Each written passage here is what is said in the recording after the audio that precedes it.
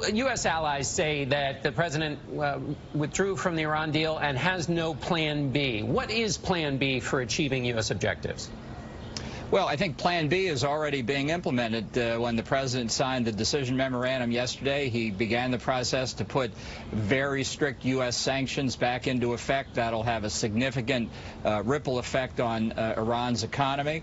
And I think it demonstrates that determined that we're not going to rely on paper promises. We're going to rely on real performance to stop Iran from getting deliverable nuclear weapons. And, you know, one Iranian threat that you didn't mention this morning that they've made is to increase spending on their ballistic missile program, which was never covered by the Iran nuclear deal.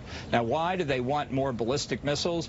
I can assure you it's not to launch weather satellites or communication satellites. This is how they deliver nuclear weapons. And I think it shows where the regime really is. So the idea here is that the sanctions will be so crippling that Iran will cry uncle, give up their enrichment of uranium, give up their meddling in the Middle East, and give up their missile program? Is that how this is supposed to work?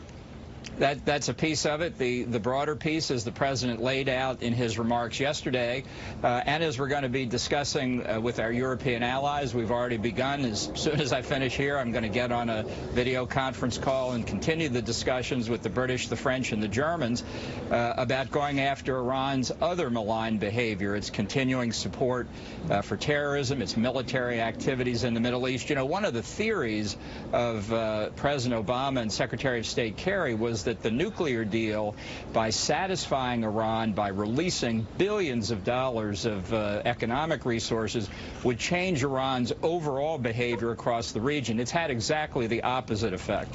Right now, the U.S. does not have the support of the European allies on this. Does that concern you? And if not, why doesn't it concern you?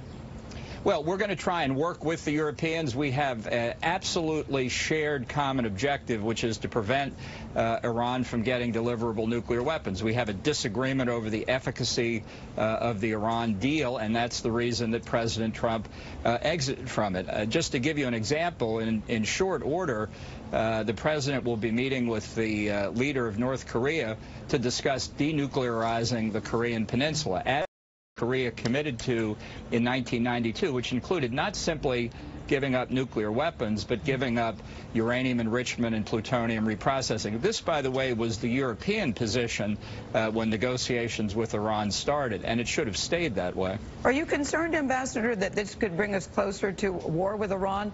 They're already chanting death to America over there.